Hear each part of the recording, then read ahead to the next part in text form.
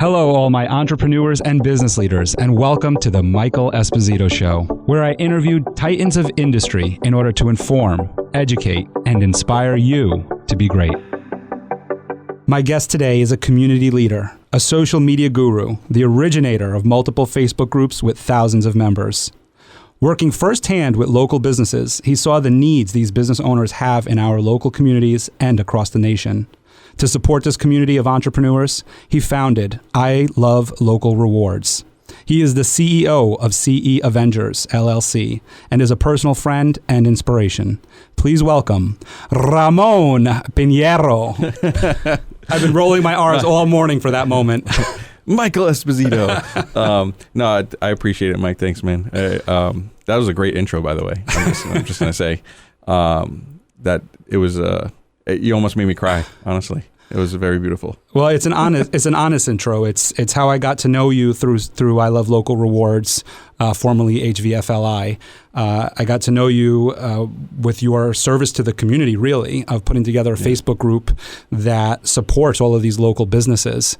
And so it really does come from my heart because I'm very tied to the local communities and the local chambers and business associations. And these small businesses lining the main streets across America have had a really, really tough year. Yeah. And you do a tremendous job in supporting all of them. What I'm interested in as we move forward towards I Love Local Rewards and what it does and how it helps small businesses is your backstory of how you got started in this service-oriented business of helping local businesses and why that's such an inspiration to you. What triggered that? So there's a lot that kind of inspired this.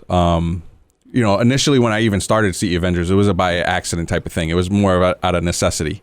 I worked for Con Edison, so I was a union worker at the time, and we eventually had our contract negotiations where a union were locked out, meaning that they couldn't come back to work. It's the opposite of a strike, right?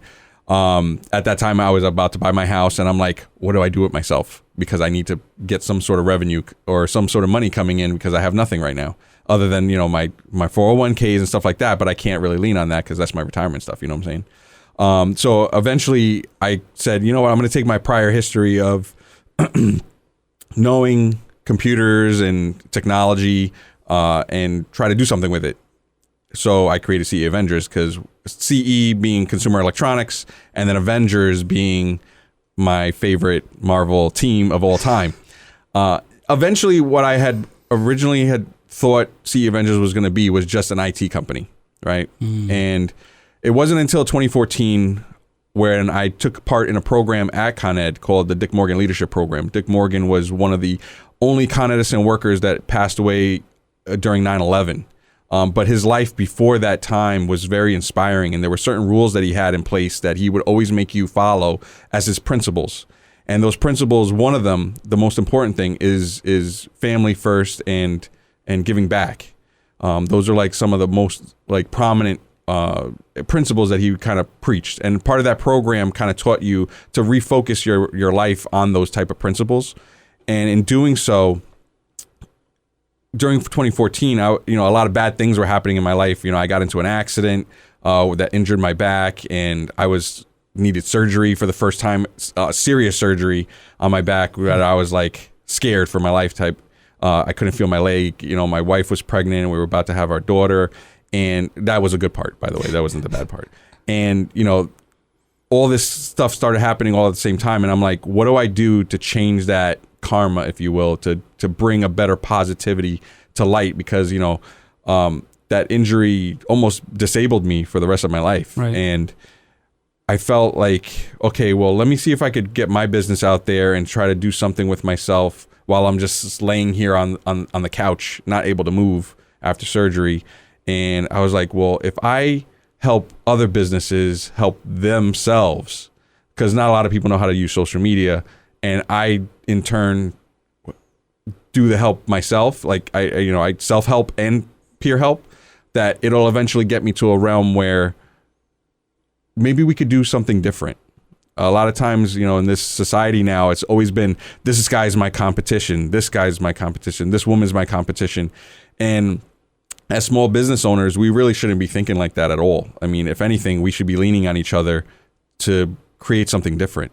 I mean, just like the Avengers, and when they eventually went to, different parts where it was like Iron Man, Captain America, and Black Panther, and they're all different walks of life. They came together and they formed this great team. And that's the way I kind of felt like when I created originally it was the Dutchess County Facebook-like increase group, eventually becoming the HVFLI, which is Hudson Valley for Local Initiative. And the reason why I kind of took stages is because, I had to take stages with people. They didn't understand what I was working on and what I'm doing. But that's the ultimate goal, is to get small businesses to open their doors to each other and eventually becoming not only just the main street, but the community main street. Mm-hmm. You know what I'm saying? Where it's like we're interconnected. The world is so connected now with internet, right? So it's like we're so connected on the internet, but we're so far apart now. Why not? Let's do the reverse, right? And bring each other together. Because there's businesses that we've met that, they do one thing and this other person does the other thing. They would have never met otherwise. But now that they knew each other, they created this different product. And it's like, like for instance, there's a pizzeria in Wappingers called Pacini's Pizza. He just opened up during the pandemic, didn't know anything about business, but knew how to make some good pizza, right? He actually opened his doors to a baker who then created like cookies and pastries for him. And they collaborated on it and advertised together.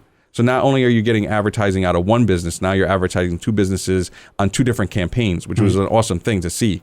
And he actually was able to make his first $1,000 day during the pandemic, which was awesome, especially just opening up.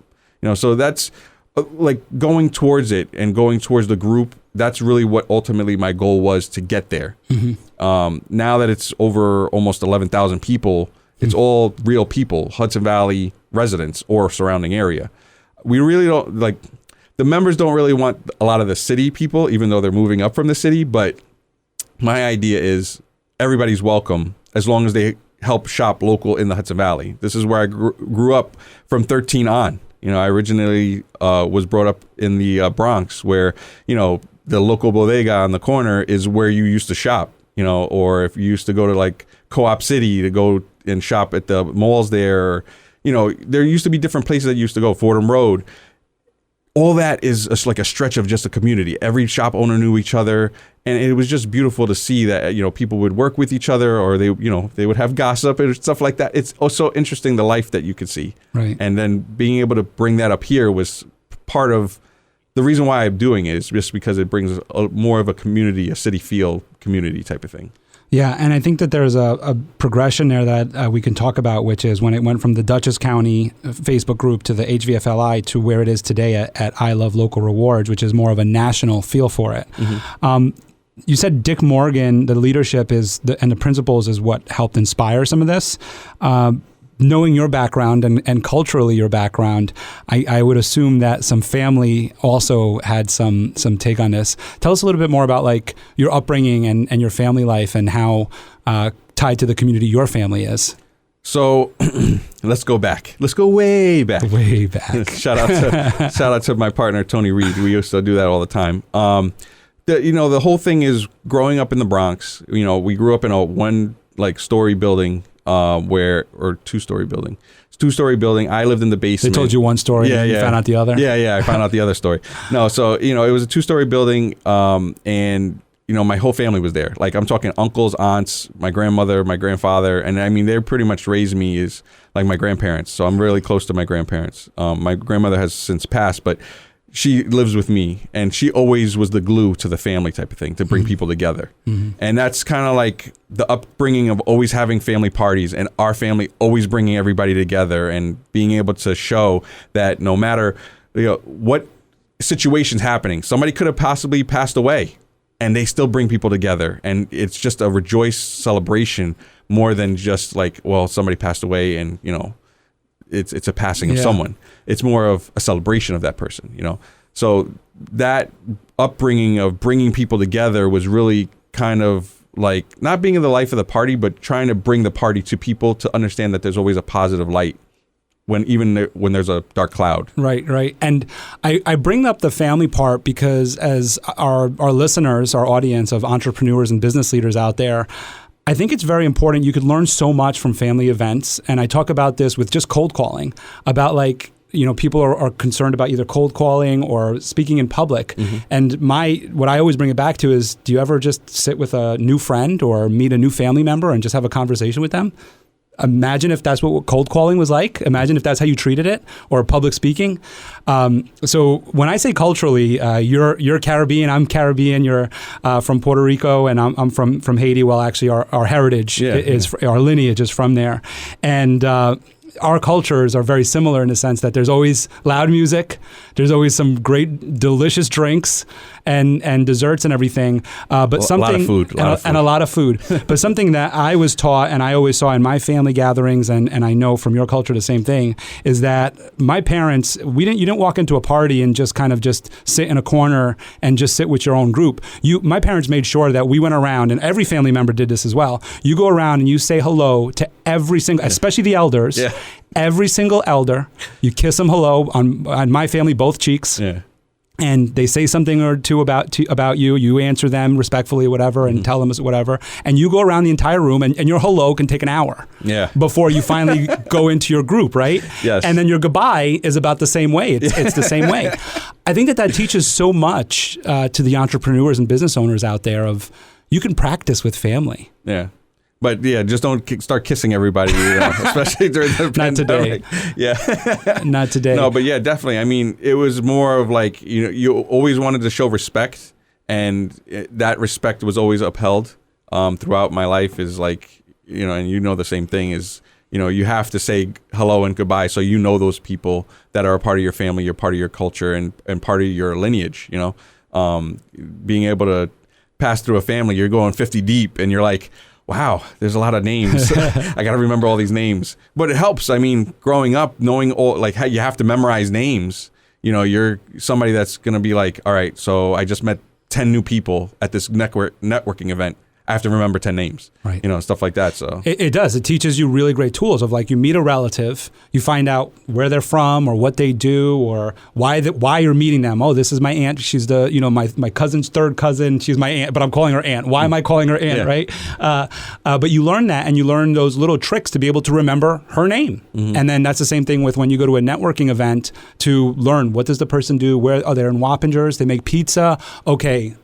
What's the person's name? Andrew. And it's Pacini's Pizza. Andrew at Pacini's Pizza. But yeah, that's how you end up learning. I think that that's so important for entrepreneurs, because that's something that sometimes is missed in business development, is the just simple things of learning, shaking someone's hand, looking them in the eye, learning their name, learning what one or two things about them, so that when you follow up with them, you can say, hey, Ramon, I know you started I Love Local Rewards. I'd like to introduce you to so-and-so. It's such an important part, and that comes from our upbringings.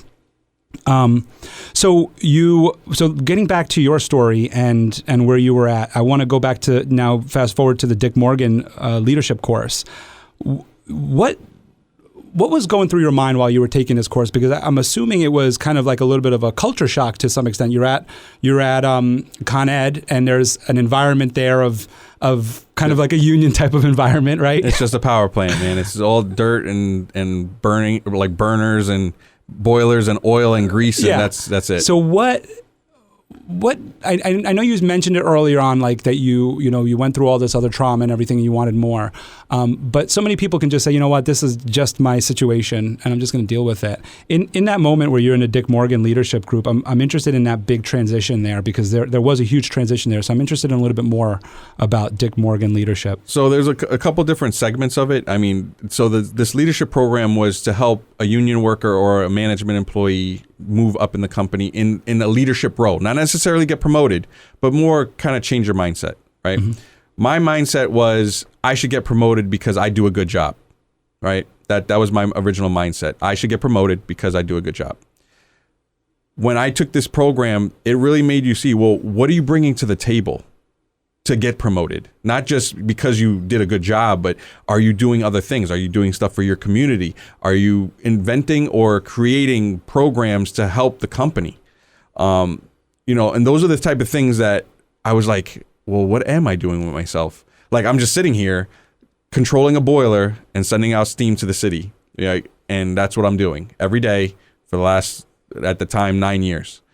And what am I really bringing to the table? Am I doing anything to enhance my role there, to leave a mark, if you will, with my power plant at the time? Am I doing so?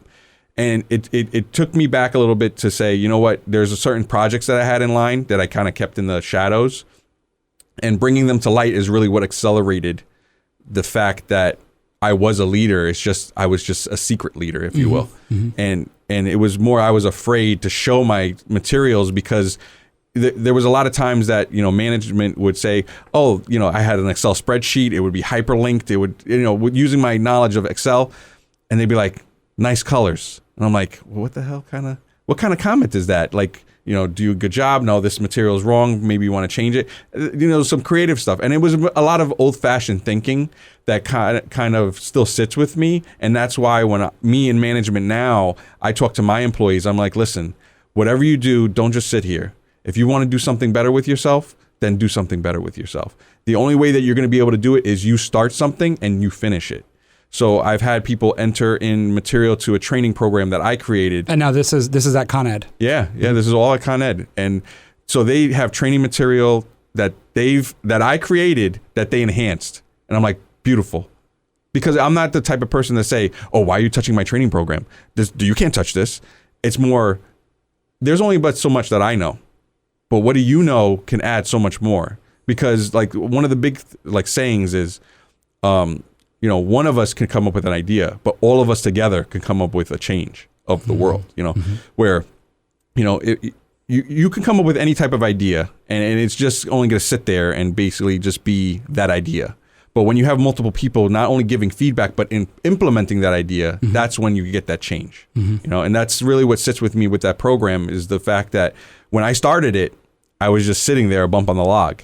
But then after I finished it, I was like, I got to change things. And that's when I started doing everything outside of Con Ed. Right.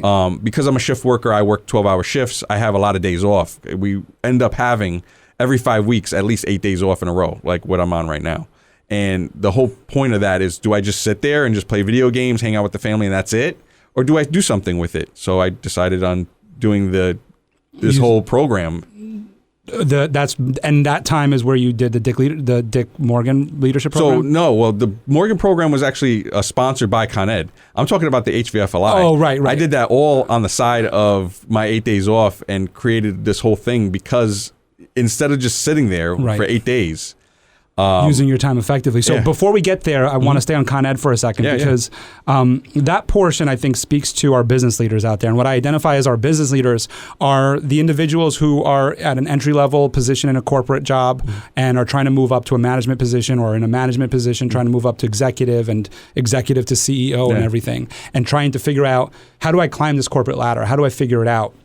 And there's so many different ways, but the one common thread that I've heard from different people, that organizational leaders like yourself, where you're a manager now at Con Ed, is that you didn't just do the job. There's doing the job, and like you said in the beginning there, of like the mindset of like, I'm doing the job so I should get promoted. And it's almost as though you're never going to get promoted when you're just doing the job. It's those little extra things, and having the term that I just learned recently is entrepreneurial, that entrepreneurial spirit of, in this corporate job that I'm working, in this business that I'm working at, taking it on as my own company and doing little things, like you said, developing a training program, and then enhancing it by telling your employees to go on and add to it, I think is really, really important for our business leaders to hear. A little bit more about your leadership style at Con Ed. So you mentioned that you empower your employees. I'd like to hear more about how you empower them and more about your leadership style there. Yeah, so I mean, I don't know everything. I'm going to be the first person to say that. As a manager, you're never going to learn everything. It's impossible. You're always going to have champions, people that have been there for years, or they know secrets that they don't want to divulge to you, but they know it, you know? So making sure that they contribute is the most important thing, that they can own something. Because 9 times out of 10, you're a manager, you're going to be doing your rounds or checking things and making sure stuff happens. But you have to trust other people to make sure that job gets done. You know, it's not always, well, I got to be behind this person and make sure, did you get it done? Did you get it done? Did you get it done? You know, being a hover mother, if you will. No offense against mothers, but just basically hovering over your employee and making sure that they get a job done is the wrong way to manage them. I mean, they're grown people, they're grown adults. And if they can't handle the job of being able to maintain a power plant, let's say, and they've been trained, well, then there's a failing there, training wise or understanding. So maybe we should work on that, the understanding of why we have to do this stuff, rather than say, go do that. This is why we're doing it. So please make sure that you look at it. And that part of being able to empower them to make the decisions gives them more of a buy-in, because they're like, this guy trusts me. I got to do my job because I don't want to show him that I can't be trusted, type of thing. And it really works. I mean, a lot of the guys I've actually came up through the ranks with, getting our titles together and stuff like that. But then now I'm their supervisor. It's hard transitioning from an employee role or a union role to a manager role, in the sense that they know all your secrets and you know all theirs. So you could make it really bad for them and they could make it really bad for you. But instead of making it in the negative sense, taking the positive out of it, listen, I know how the job works. I know how long it takes. Don't fool me. I won't fool you. I won't, be a bump on the log and, really attack you, type of thing, if you don't attack me. If we could work together, and I'm there in the trenches with collaboration. Them. Exactly. And I'm there with them. Like, I'm side by side with them. That really helps to show them that I know what I'm talking about. Because a lot of times you get managers in there and they're like, they don't know the job completely, but they're there handing out paperwork for you to do paperwork, or to do the job. And they're like, they have no idea how long it takes or what's even involved. And they don't even get off of their chair to go help and see what that really entails. And that's really what my guys and women that I work with really see, is the fact that I'm there with them, learning with them. You empathize with them. Yeah, but I mean, and sympathize. I understand it's hot because the power plant's really hot. I mean, talking at like 140 degrees. I know that it's hot because I'm there with you. It's hot. Like, we work on gas turbines, and gas turbines, you can get up to degrees of over the thousands. Oh my God. And you're standing there trying to look for leaks in certain places, and you're like, why am I doing this? And, the employees can understand because they're there doing it with you, and they're like, yeah, why are we doing this? There's got to be a better way. So we would come up with different ideas. Well, let's use a different camera. Let's do this. And by doing so, it really helps us, because now we're thinking outside the box. A good quote, because I know you like quotes, Bill Gates, right? He says, you want to give a job to the laziest person. And the reason why is they're always going to come up with a way to do it the easiest way. Oh, that's a good one. I like that. So, the whole thing is you want to make, not saying that my employees are lazy, but if they're smart, they're not going to want to do it the hard way. Right. They want to make sure that it's easy on them and eventually easy on fellow employees. Or like Bruce Lee would say, flow like water. Yeah, there you go. and bricks don't hit back. Bricks don't hit back. I think what you also mentioned in there, you didn't say this, but you did say it in such a way of when you give them a reason why, I think it also enhances critical thinking, where that employee now understands the process, they understand why you're doing it, and now they can think, like you just said, of an easier way to do it or a solution to the issue, and now you're a team, you're collaborating. I think it's a really great way to manage. Yeah, I mean, the biggest thing is you're not always going to be in that role forever. So you always have to train your replacement. Because if you don't have, like, the biggest thing about industrial industry is there's always the held secrets. Well, I don't want to lose my job because I have these secrets. So if you fire me or you get rid of me, that's what's going to happen. You're going to lose all this knowledge. You can't think like that anymore, because if you do, it's only going to hurt the business, right? So you got to pass the torch, if you will. Bring somebody under your wing, a mentor and a mentee type of relationship, and get them up to speed where you're at, so that way when you're leaving, it's not like a skip. It's just a flow, just like you said. Right. If you flow, then it just shows you being that good of a manager that you are not missed. And that's the way I always manage that way. So to cap off our Con Ed portion of this episode, I'll share with you a little secret that I don't think you knew about me. Is my grandfather worked for many years for Con Ed. Oh wow! So there's a little special place in our heart for Con Ed. I remember he got a big plaque, not a big plaque, but a plaque and a retirement. Like, He retired back in the 80s. So back when they actually gave maybe a watch and something like that, made retirement special for the employees. Yeah, no, I mean, it's a good job. It definitely enhances my life, not only financially, but also, with knowledge. I mean, there's a lot of things that I never knew was a career path for me until I went into Con Ed. And it's such a great way to segment into, to move on into HVFLI, what you just said there of you can be an entrepreneur and work at a corporate job, and you could learn so much from that corporate job. My uncle, Tio Jaime, who's a business owner in the Dominican Republic, always told me, he said, try to learn with other people's money. He didn't say it exactly like that, but through his stories and through other advice that he had given me throughout the years was try to learn with other people's money. So if he owns a lot of aloe farms and owns other types of businesses, he would always go in with either a partner or go in with, as like some kind of just a middle person before he decided to take the step of purchasing the company or purchasing the farm or whatever it was, because he wanted to learn about it a little bit, learn about the ins and outs with their money to see if, maybe this is a bad investment or whatever.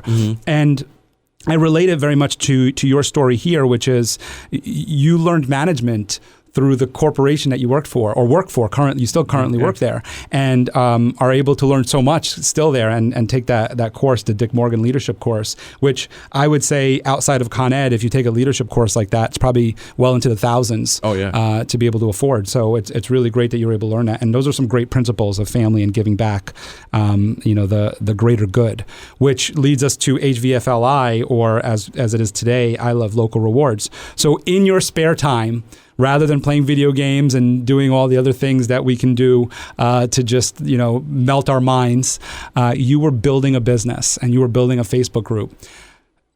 The development of that had to be tremendous because so many people are on Facebook, so many people are entertained by all this nonsense going on. How did you attract so many local businesses to build your very first group, which had well over 5,000 members very quickly? So it's not necessarily like it's a long process. Don't get me wrong. I want to hear it. So it wasn't like an overnight type of thing. Like you have cat groups that they're do you like cats and pictures of cats? Well, people are going to join those in the droves because they love pictures of cats. But getting people inspired about small business is very difficult because one, people don't understand what small business is. A lot of times they think that small business is the Walmart locally. Right? Because it's a local business. So they're a local small business. No. They're a corporate-based business that's local. There's a difference. And a lot of people confuse that a lot. And they think that because they're in the local vicinity of you, I should shop there because that's what's going to feed my community. But then you find out like a lot of times when you have these small businesses, they're the ones that are the ones that sponsor your kid's baseball team. They're the ones like, you see them in your schools. They're accessible. Exactly. And you can see the CEOs like at a snap of the fingers type of thing. It's not like, you have to go through a letter, through corporate, through the media, the marketing team, and then maybe you might get the CEO or you get, the marketing manager or something like that. You would actually get to the CEO of the company. And I've met many CEOs. But the whole point is in getting the drove and the drive is that they saw what I was kind of putting out is in order for us to get somewhere on social media, we have to do something. So just sitting there and putting a page up and putting your website up on the internet and doing nothing with it doesn't do anything for you because you're going to spend like Facebook now is very monetized, but back then it wasn't. So really to learn the ins and outs, you had to interact. There's things that you had to do. The algorithm that's there is in place for interaction. And if you don't understand that and you don't use your Facebook and then you're like, well, I don't get any customers from Facebook. I mean, that's because you don't use it. It's kind of like if you don't use it, you lose it type of mentality, but it's exactly what that is. I mean, if you don't use your social media outlets during the pandemic, it was a pride and true notion of that. If you didn't build up your digital marketing then like beforehand, by the time the pandemic hit, which you couldn't have seen coming, you either lost your business or suffered severely, and it showed. We lost a lot of businesses because of the pandemic, and that's part of the reason why I started the group. Is you needed to build your digital presence here and now, and this is going back almost 6 years now. And the people that have followed me and grew with me, they're not only growing during a pandemic, they grew and started hiring, which was unheard of because a lot of them were closing and like laying off their employees. Mm-hmm. So to see the growth of all the businesses that I helped grow to the point where they were hiring employees during a pandemic when most businesses were closed, and really seeing a lot of the ones that were struggling, you could see the difference in the mindset. A lot of them did traditional marketing. A lot of them that survived did digital marketing. And that's really what I was trying to. I saw it coming even before the pandemic. I saw it more through Amazon. Just look at Amazon alone as a corporation. They're huge.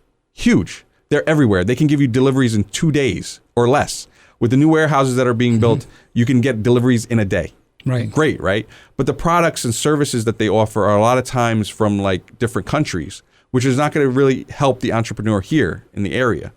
So that Facebook group was really more to build to the notion that Amazon would eventually take over your area, right? So the same thing happened back in 2000. Walmart, when Walmart was first becoming big, they took over the mom and pop shop. And it's the same cycle over again, 10 years later. But now it's Amazon taking over Walmarts. So they're not only shutting down Walmarts, they're shutting down Macy's, they're shutting down JCPenney's. And the reason why is because they have the clout. Walmart had the clout back in 2000. And they're still doing well, don't get me wrong. But if you're closing stores, that means that somebody else is opening stores, and that's Amazon.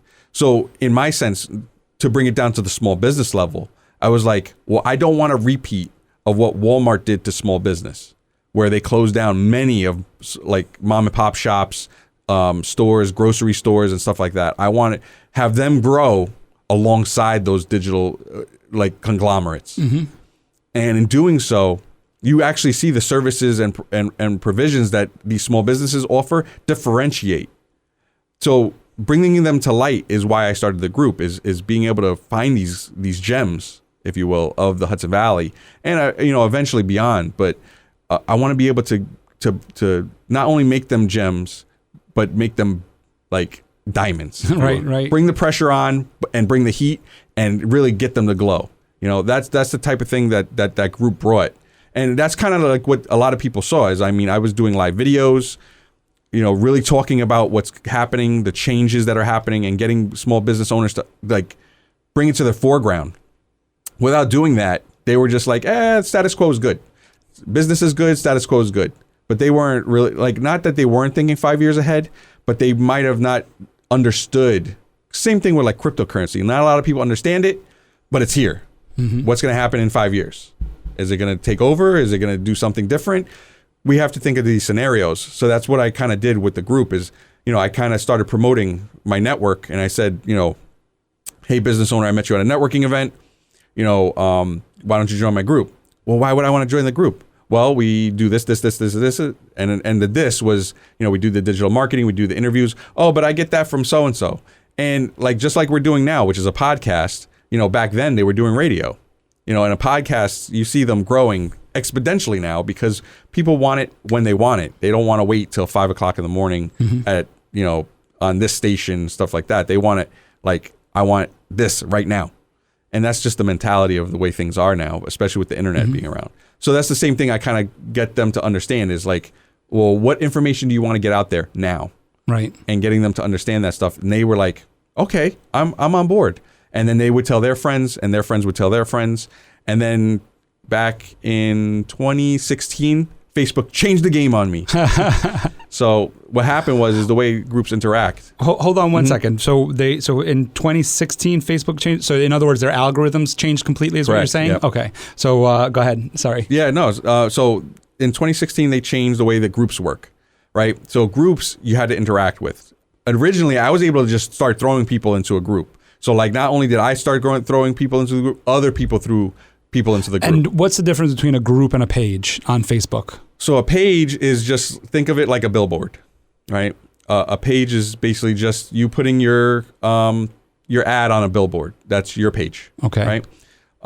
So that's a business page, let's say. But people can comment and interact, and you get likes on it and everything. I mean, you have to bring something to the table to get them to interact. Okay. Entertainment, A lot of times, like I have a page that I run for a lady is named Gabby Girl and Princess Willow. She has two. You run a lot of pages, by the way. Yeah. French, she has two French bulldogs, and at the time she had another dog. I think it was a Labrador, and she has over 80,000 followers on her page. Right? And she didn't capitalize on any of it. She just had an audience, right? Just think of it as a TV show. You know, in a TV show, you want to capture that audience and you want to get them to stop by again next week when we talk about what this episode brings, you know, that type of thing. And that's what people have to think about their page is it's a drama. It's a story, right? So now a group is the community around your page. So it's where people make jokes about like something that happened at the store that day, or, you know, hey, this is the specials that we have on exclusive for you guys as my customers. Or just telling you the events that are coming up in your location. You know, you have special sales going on at your location. You want to tell that to your group, your exclusive bunch, that loyalty group, if you will, right? Those are the people that your audience is. That those are the true top fans, if you will. Those are your fans. So the difference is your page is your billboard, and that's your audience, but the group is your fans, right? So the group itself and being able to grow that, I was able to make small businesses themselves have different fans, right? And I became a fan of a lot of small businesses too, because I didn't even know they existed. Right. So going through these adventures, I'd be like, I had no idea you here. Like I could tell you, for instance, I've been here in the Hudson Valley for 26 years. It's a long time. Sorry.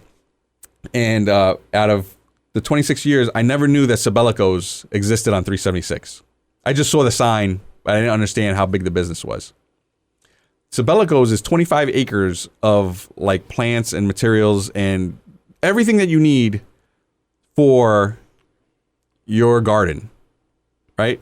Had no idea until just recently. They signed up on my program. I did an interview with them, and I like saw the immense care that they took and the family-oriented care that they took. Like I met the CEO, I met the CEO's mom, I met the CEO's dad, and they're all CEOs of that business because it was a family-owned business. And it's just amazing to see that. But I wouldn't have known that had I not started the group. And a lot of other people have done the same thing because of the group. Right. And that enlightenment, I guess, if you will, shows them that you don't have to go to Chili's, you don't have to go to Olive Garden, you don't have to go to all those name brand chains. You know, you can go to Sabelico's for your vegetables instead of Home Depot. You know, where Home Depot drops pesticides on the plants outside that kills bees. But if you go to like a place like Sabelico's, they do natural pesticides like ladybugs and different like insects beneficial to basically grow their crops. So you see the different levels at which they take care of it. So they use ladybugs in order to be the pesticide. Correct. The ladybugs are the pesticide. Correct. Yeah. So it's an interesting concept, but and I'm not saying that they completely don't use any pesticide, but the amount that they use is a lot less. Just educating on a different way of doing things is what you're saying. Yeah. Yep. And that's really what drove a lot of people to the group is the fact that I was visiting all these different businesses, networking like my butt off. Like every time I was on my 8 days off, if there was an event somewhere, I was stopping by. I joined like every chamber that you could think of to kind of just get the word out there. Like, listen, this wave is coming. I want to help everybody. Let's go. Here. I'm talking about this. This is the HVFLI. Come and join and as I got more and more people there, it really brought a lot of businesses to the table. Then, like I said, in 2016, when Facebook changed their algorithm and they changed the way groups interacted, they eliminated about 3,000 people from my group because they weren't active. Right? You have to like basically work at it. Like you have to interact in some form or fashion, comment, share a post, or leave a like or something at some point. Right. If you didn't do that, they just threw you out of the group. Facebook did that. Yeah, Facebook did that. So I was up to 8,000 and I lost 3,000. So I went back to 5,000. Wow. Then it's beneficial in the sense that I knew that was a true number comparative to what I had. Right? Because Facebook is full of fake accounts.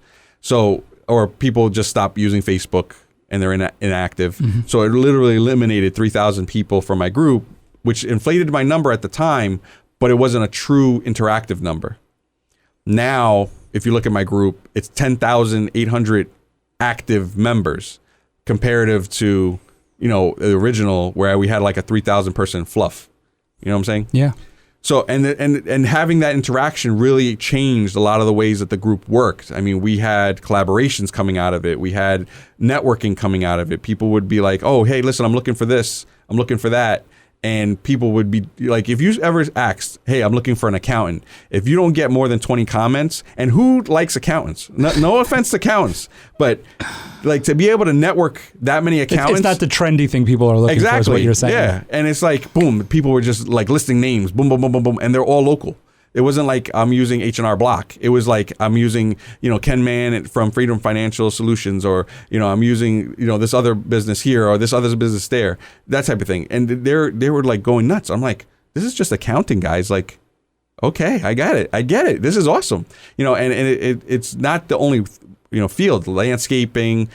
You always see numbers like in the 30s or 40s. It's a personal referral. Yeah. Which goes a long way. We all work off of personal referrals. Yeah. Word of mouth. Yeah, and I mean it's a little bit different in the sense that, it's a digital imprint that you're putting on that referral. Because if you put your name to something, it's one thing saying, hey, I know this guy, and you say it in person. But when it's digital and it's something that multiple people could see at the same time, that referral better be on point. Right. So it definitely helped the group grow, seeing that like they got like 50 referrals in one comment. And you could see it. You could see the numbers. Mm-hmm. I want to go back to your I guess we would call it bootstrapping. We can call it your legwork. The way that you grew the business through the networking that you did, I think is really important to our entrepreneurs and even our business leaders as well. Of when you're growing a business, it's not just sitting on your butt and just writing a bunch of emails and texting. And although I'm sure you did a bunch of emails, texting, and social media posts, but you got out in the public. And sure, we understand with COVID, it's been a trying year in order to get out in the public. Although I will make a side note to that during the pandemic, the person across the table from me did host several outdoor networking events and did it in a very safe manner. So I would really like to hear some of that legwork that you did. And maybe some of the challenges that you had to overcome from going to networking events, shaking people's hand and telling them about a business that you have, which is actually on Facebook, really. Yeah. I mean, the big thing so I have CE Avengers, which is my IT business. So that kind of gave me an entryway door as IT. Okay. The marketing portion kind of came later, but the networking portion is accumulating names and numbers and business cards, if you will, at each different event. I would start with hey, listen, I'm the owner of CE Avengers. I'm just looking to meet different business owners. It would give me an entryway into every conversation. But you made it a point to go to every networking event you could. Yeah. I mean, the whole point is I didn't know anybody. Like I have a whole bunch of people on this social media platform and I never met them in person. Like when we met, right. I mean, I knew you on the internet and right. I didn't know you in person. And I think that as humans, right, we have to have that interaction. That's why we've been fighting this whole pandemic tooth and nail, is because we as a society want to connect so badly that we're going to do whatever it takes to connect. And that's the portion that a lot of people are missing, is the fact that as humans, we have to meet people in person. Because, yeah, digital is fine, but you don't put your trust in somebody if you've never met the person face to face. Because you don't see into their eyes. You don't look into into the soul, basically, and say, you know what? I think I could trust you. If you could say something over the phone, you'll be like, oh, that person speaks nicely. But you're not, you don't know who that person is. It could be some scammer in India or Africa or Asia or somewhere else entirely. It could be from outer space. You don't know. The whole thing is when you actually have that interaction in person, you meet the person, you see what they look like. Like your picture on Facebook, it could be catfishing me. In real life, you never know. The world's a very funny place. Yes. But when you meet that person in person and you actually like shake their hand or give them a hug or something like that, you know that you're talking to a real person. Right. And that level of trust increases exponentially because they actually see the passion. Like I can't, like us talking over the mics here, you can't see how passionate I am in the way that I talk and stuff like that. But Mike, you're seeing the way I move and the way I talk and the way I look is, I really believe that we can grow together, but we have to be able to do it by interacting. Right. You know, so like living on Facebook is great, and you could grow your digital marketing company there, fine. But if you can't have an honest conversation with somebody in person, then you're missing an element that is eventually going to go away, the way of the dodo type of thing. Because, you know, everybody, even the millennials now and the Gen Z kids, that's all how they interact now is over the internet, TikTok and the like, is they only think that interaction can happen on social media. And losing that, you see a lot of socially awkward children, you know, that they're very timid and they don't want to put themselves out there because they're afraid of rejection. And I feel that if you do a lot of networking events and you listen, you know how many no's I've gotten? I've gotten so many no's that I could probably grow a city with the amount of no's that I have. But the problem is that you can't take it personally because they don't trust you. They don't know the value in what you're selling or what you're offering. So for every no, there's always going to be a tenth of a yes, an inkling of a yes. And you kind of learn that in sales. Like I did retail like probably 10 years of my life, and try to sell a toothbrush, like an automated toothbrush to somebody. It's very hard. I mean, because why am I going to pay $100 for this? You know, that type of thing. But when you're able to sell one, you're like, yes, you know, and you get that trust. Yes. You know what I'm saying? Like that person trusted you enough to buy that product, and it makes you feel good.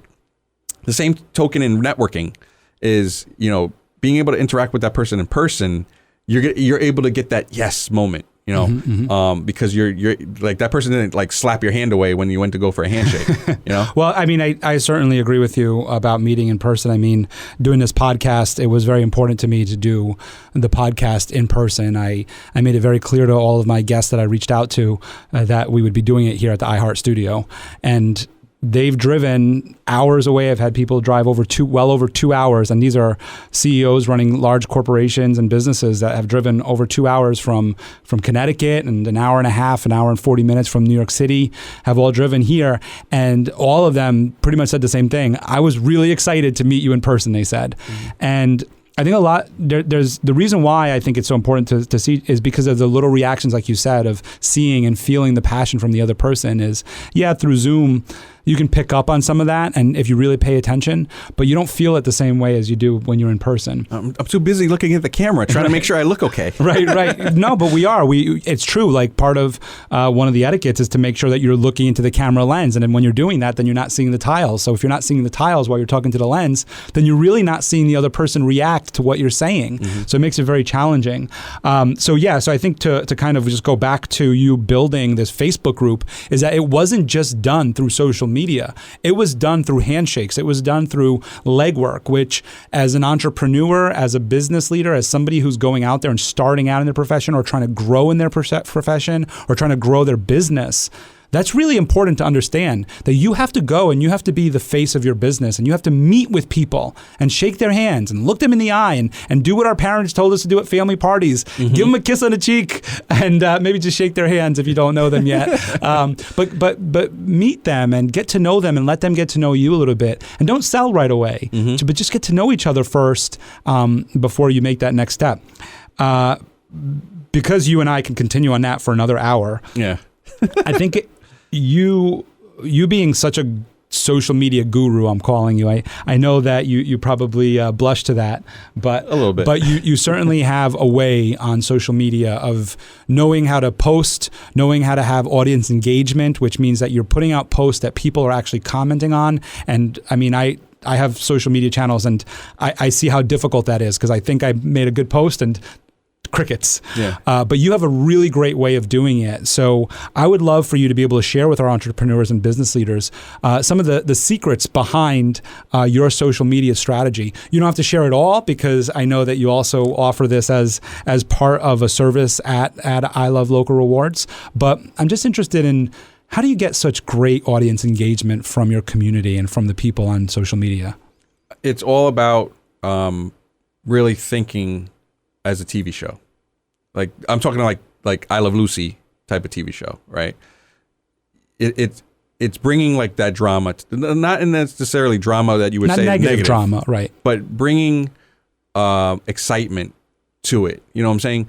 The questions that I ask are always open ended. because the whole purpose is open-ended questions don't give you yes or no, right? And that's something that you learn in sales early on. 101. Yes, it's like basic sales. But the whole thing is what are people interested in now, right? And kind of going into what is the topics that you care about, non-political, non-religious, just basic topics. People like to eat. People like to fix their houses up. People like to go out and have fun, right? And always keeping that mentality of, okay, people like to eat. So what are some restaurants that you like to go to? Maybe I might want to try that out. And really trying to show the actual engagement in the sense on your end that you're interested in what they think. Because a lot of people are ineptly I don't know if I'm using the right word, but are selfish in the sense that they think about what they want. And that's the whole purpose is if they think about what they want to be able to tell somebody about what they want. So in order to tell people about what they want, you have to ask them. So that's my whole thing is I always start with questions. A lot of people always want to refer people. So I always engage in that questioning attitude type of line of questioning is where, where's your favorite restaurant? Where do you like to take your date out? On a good night out, or what's your most relaxing part of the Hudson Valley? There's so many beautiful things in the Hudson Valley. People can't wait to tell you. So that's the way I kind of lead the group is, please tell me what's your favorite liquor store? Maybe there's a specific type of wine that you get from this liquor store that you can't get anywhere else. Or let's say there's a favorite restaurant that makes the specific type of sandwich that nobody else makes, and it's that good. You have to tell somebody. It's like gossip. And like in my language, it's bonchinchera, or bonchinchero is like the gossiper. Somebody is always going to be dying to tell somebody something because it's like, I can't keep this to myself. I just have to tell somebody. And bringing that excitement to Facebook is like, okay, so tell me, what's the gossip? Who's the best? That type of thing. And that's why people watch Chopped, shows like Chopped and other shows that are in competition with each other, The Voice, because they're like, well, let's stop next time and see who's the best of this show, that type of thing. So that's really kind of like my mindset is I always want to be able to bring that drama to the table, even though it might not be as intense as the way I'm talking about it now. Even just them looking at it, they're like, oh, he's asking me what my favorite store is. Oh, okay. Like favorite local store. And then like people will put like, oh, well, I like JCPenney's. And I'm like, well, that's not local. Oh, well, what do you mean by local? And then I can educate at that time too. So it's a dual kind of question type of thing is where you see people where they're at and then see people, where they're going to go. Is like, okay, well, I have your mindset here. Let's see if we can change it a little bit. Yeah. And I think it also, what I've noticed with what you do there is the subtle why behind the question of like, what's your favorite pizzeria and putting in Village Pizza or something. It's like, okay, you put that in, but why is it your favorite? Because they make the best Sicilian or they make the best pepperoni or they make their own pepperoni and they put, and getting that. And I've seen that in some of the comments is that it's never, sometimes you got the person that just puts the one word or whatever, but really what you're trying to draw from them is don't just put the name and why. Yeah. Right. Like the basic one that I put is your fake, like we're New Yorkers, right? So I hope that everybody that's watching it is or listening to this is New Yorkers. But right here, me and you, we're New Yorkers. One of the biggest things that we like is bacon, egg, and cheese, right? That's the instant. I thought that was national. Yeah. Well. Yeah. That's not? No, I don't think so. It's one word here. You know what I'm saying? Like maybe Jersey, but everybody knows a bacon, egg, and cheese because New York's bread is always like on point, right? On a bagel or a roll? Usually on a roll. Oh, I like it on a bagel. I mean, I could go either way, but I find a roll a waste of calories. I'm like, if I'm going to go big, I'm going to go big. I want my bagel. I understand. But usually when you're on the run, you don't want to have that hole in the middle. Everything kind of goes all over the place. It's awful. Yeah. Doing it on a bagel is awful. Yeah. So I love it. That's the easiest question is, what's your favorite place to get a bacon, egg, and cheese? And people went nuts over that because that's how passionate they are about food, is the fact that they will go out of their way of their day to say, you know what? This deli is the best place to get a bacon, egg, and cheese. Let me tell you. Right. Because they want to be able to say, hey, listen, I told that person about that bacon, egg, and cheese. And later they're going to tell me, thank you so much for that nice bacon, egg, and cheese that I had, because that was delicious, that type of thing. And that's their line of thinking is because, like I said, and initially you have to kind of think, well, what is that person going to say when that referral goes through. They're going to be like, I told that person about that. That's great. They're proud. Yeah. I mean, that's exactly what it is. And that grows that community. So the other thing that I thought was really cool is that you named your company CE Avengers, the IT company that is. So we're kind of like just jumping off of HVFLI, which is now I Love Local Rewards, and I will segment back to it. But this was very interesting because you're also wearing the shirt, so it's been in my mind the whole time, and I don't want to forget. You must have been really, really passionate about Marvel and DC Comics to name your IT company the Avengers. And you gave a little backstory on that earlier on in this podcast about bringing people all together and bringing all their superpowers together. I just want to hear a little bit about that passion about the Avengers and that naming of your business. I mean, growing up, my uncle was really into comic books. I mean, he still is. Literally, he got my dad involved with it. It's a whole story. Anyway, that's for another day. But comic books were really I was a nerd, if you didn't get it, but that was my hideaway. Being able to read comic books and being able to like really see where things could go in the future type of thing. Hey, you never know. There could be a real Captain America out there and stuff like that. And being able to just drift away and be able to see the better in society type of thing, where the good guy always wins and stuff like that. Like you're the nice guy in high school, and you're always the one that gets like pushed to the side, and you're like, I'll never find that one, And when you read a comic book, you're always going to see the guy get the girl and stuff like that. So it was more of the reason why I'm so passionate about comics is the fact that it always brought the best out of that person. With Spider-Man, he took a bad situation and turned into Spider-Man. His uncle died, and he said, instead of me just wasting my powers, I'm going to help people. Captain America saw a fact that nobody would enlist him, and he said, what, I'm not going to take no for an answer. I'm going to fight for my country, and I'm going to go. And he won them over and was able to turn into Captain America. Iron Man was a weapons dealer, and he went from becoming somebody that's notoriously what you would call evil, in a sense, to somebody that now created a suit to help protect society and take away the bad things that he created. He's redeeming himself, that redemption story. And with CE Avengers being the IT company, I want to be able to not only do the work, but eventually bring a team together to do the work. Like, I'm not always going to be the best at everything. So I know that there's like 3 other computer companies in my area that I can name off the top of my head, and they know more about certain things than I do.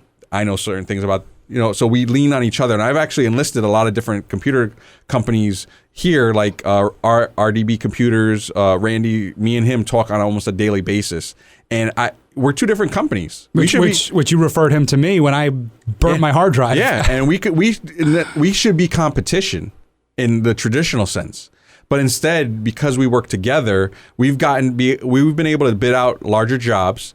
We've been able to attain customers a lot differently because of that. And then we also have Ezekiel Tech in Newburgh. He does screens. I don't do screens. I hate doing screens. So if you crack your screen on your phone or your laptop, I hate doing that. And he does it like a dream, right? So why not give it to that person and have it done right the first time? And that's how I kind of think of in my mind as CE Avengers, is being able to utilize everybody's strengths for the better. Right. Just the way the Avengers did. Which is a brilliant way of thinking when you look at, like a shopping mall, for instance, where you're just bringing all of these different stores together, and you go to one place and you find it all. And it's the way that you're thinking as an entrepreneur of, okay, I don't do these certain things, but I have a network of people that do it. Mm-hmm. And I think that that's just a brilliant way to think of it. The other reason why I bring it up is I just love that you brought your hobby, something that you're super passionate about. And if you watch Ramon's podcast, his video podcast show, in the background, there's a bunch of superheroes, a lot of Captain America in the background. Just saying. But I just think that that's also really important, is that we don't lose sight as entrepreneurs, as business leaders. We don't lose sight of the things that we're passionate about and that drive us and that motivate us and that inspire us, that they don't have to do anything with business. Mm-hmm.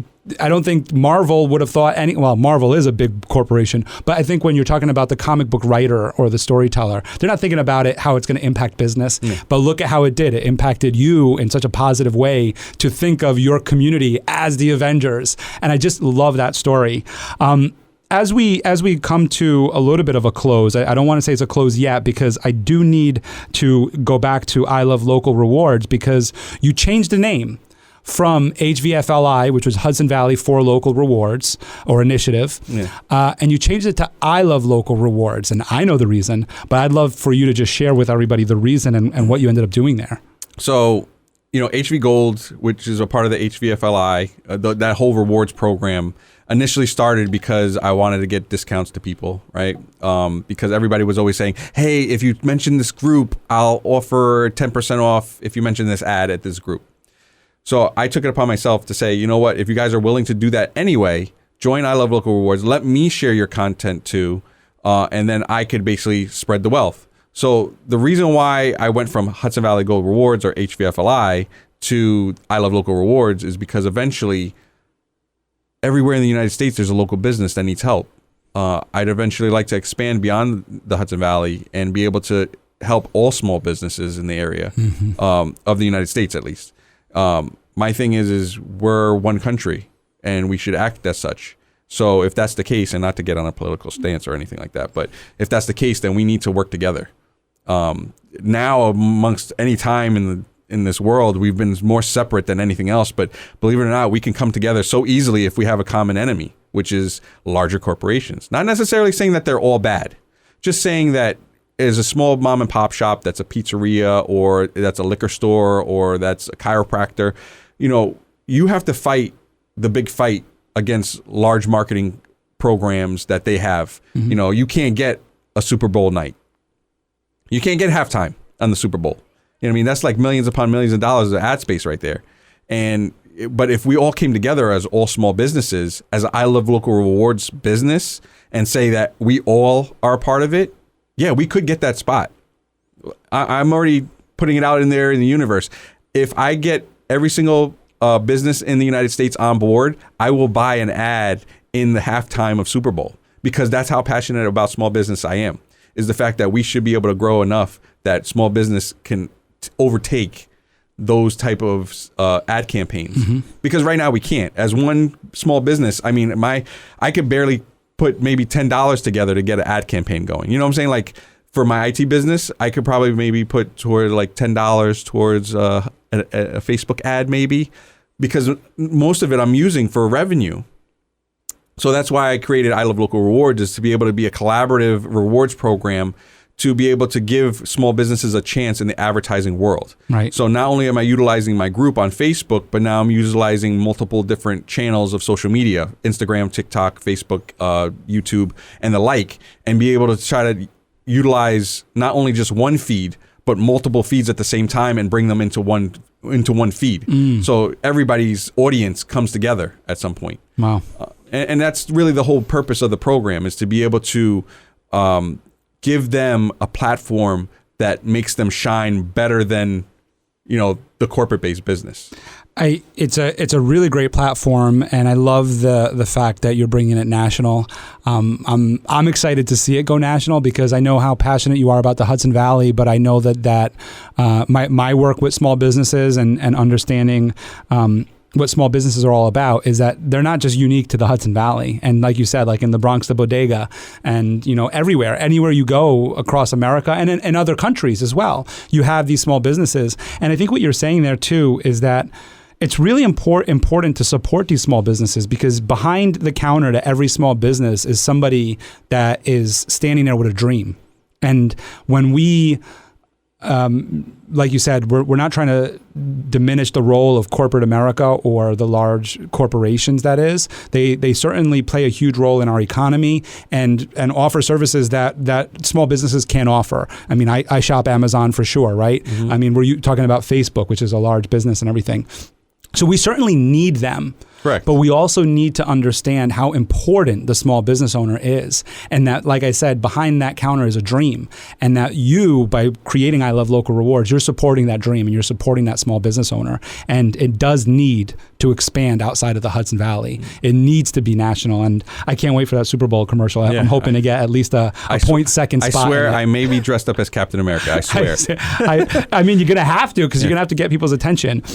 There's a couple other things that I would love to hear about, but I'm going to ask you about The Alchemist, because you mentioned that as like a story that is very important to you, The Alchemist. So I think that that's a really great way to conclude our show today. Yeah, I mean, so if anybody has the chance of reading the book, it's a very good read. It's an adventure, right?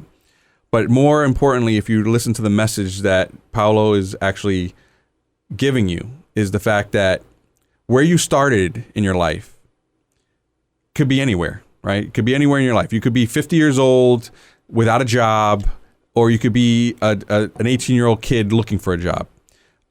You could be 55 retiring, but you're starting your journey at some point. The whole point of that book was, no matter where you're starting your journey, if you put the idea of something that you really want in this life, and it has to be something positive, you have to really want something in life, and you put it out into the universe, that somehow, some way, the universe is going to come together to try to give you what you're looking for. But you have to show this, you have to see the signs coming. And part of that story really resonates with me as I met my wife, because a lot of good things came from that whole event. I'm a father, right? And I had a son in a prior relationship, and I thought my world was ending. And I kind of remembered, because I was fighting for my custody of my son, that, I was like, I'm really like in a bad place, and I needed to change something in my life. And I just put out into the universe, and I'm like not religious, but not spiritual in the same sense, but I am. And I put out into the universe, I said, I want to meet someone that's going to complete me and help me do better with myself. And not even a month later, I was at a bar. And at that bar, I was dancing with my friends, and all of a sudden, I saw this woman. This woman then saw me. And a certain song came on, which, believe it or not, it was Footloose, which was the strangest song in the whole world. To come on to dance, to say that was your first dance with someone. But it was like we meshed so well together that it was absurd at how well we meshed. Like, it was an instantaneous connection type of thing. And you can like always dream about stuff like that, but something like that, I can't even say that it ever happened to me before, because meeting my wife, Joan, was probably the greatest changing moment in my life, because not only did she help me personally, but then she's been my cheerleader, if you will, or technically my partner. I can't say my cheerleader, because she actually helps a lot with the ideas that come out there, and then she's like my storyboard, if you will, and business partner, where she's able to tell me, I wouldn't do that, and she's like that conscience for me, the conscience that basically tells me maybe you should think a different way. And without her there to support me, none of this would have ever existed. But it all started with that one moment of me just asking for it in the universe, and it just happened. It was so weird. The coincidence, I've been to that bar, it was Mahoney's in Poughkeepsie. I've been to that bar maybe 20, 30, 40 times. 1,000 times. Yeah, 1,000 times. I don't want to say, and I would go there every night, hang out with my friends, and just think nothing of it. And just that one night, it just happened. And it was just, I remember almost every detail of that night. And it was just that beautiful of a moment that I could say that honestly changed my life. Yeah. And she saved me, and I saved her. So it was like a redeeming story for both of us, if you will. That's a beautiful story, and I believe in everything you just said there about putting it out there in the universe. I think one subtle note to that's really important for people to understand is that it's not just a thought of like, I'm just going to put that on the air, but you end up changing as a person as well. When you're looking for that right person, or looking for the right job, or the right career or entrepreneurship type of role, you put it out there in the universe, but you start changing to become the person that you want to be able to receive. Mm-hmm. And that's probably what happened, right? We were both in a similar situation, and it's just like, it was like two puzzle pieces coming together. And she used that line too, because we were actually on an episode of Say Yes to the Dress. She used that episode too. It was like two puzzle pieces coming together to form the finished product puzzle. Awesome. Well, Ramon, I think you do just tremendous work in our community. I said that before.